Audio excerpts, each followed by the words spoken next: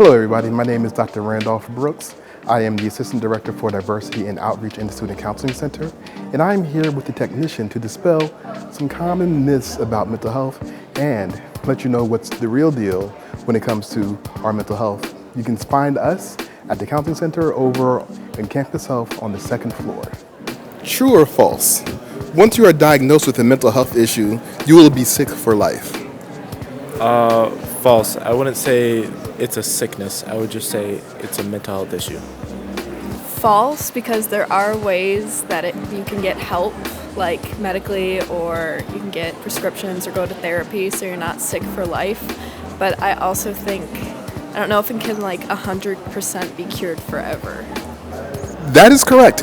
And when you talk about actually having a mental health issue, there are a multitude of resources, talking about individual counseling, group counseling, medications that all can be used to not only reduce the symptoms, but actually be what some may call a cure, but really what we're looking at is really just reducing the symptoms to the point in which your mental health issue is no longer a concern for you. A lot of people who may experience a crisis at one point won't experience it later, especially as they learn tools and techniques and strategies to actually reduce their distress.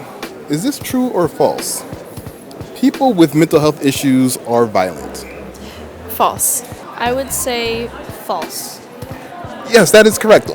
Only between about 3 to 5% of people who experience some sort of mental health concern act out in violence. And the reason I believe that is because there are a whole range of mental health issues like depression and anxiety and bipolar disorder, and they could be struggling and not know how to reach out for resources or just be unsure of where the first steps are, like how to initiate those first steps. And there are some cases where they might be a danger to others, but I don't like to put labels on things 100%, so I would say false for that reason. True or false?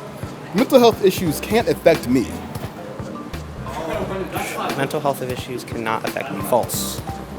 False. Mental health is with anybody. It can happen to anyone. That is correct. We look at the statistics. 1 in 5 Americans experience some form of mental health distress over the course of their lifetime. So mental health issues do affect a large number of us. True or false? You can do something to help someone with a mental health concern. True, definitely. True. Yes, that is very true. We can talk about friends, families, loved ones, all the people around us who we care about. Someone may experience some sort of mental health crisis or some sort of mental health event. You can be a resource, an ally, a support for the people that you love in your life. Just letting people know that you care about them, just letting people know that you're there for them, that is a big help. Is this true or false? If you have a mental health issue, it is because you have some sort of character flaw. False, because I feel like mental health doesn't really have to do with your character. It's more of biological or, chemistry things usually.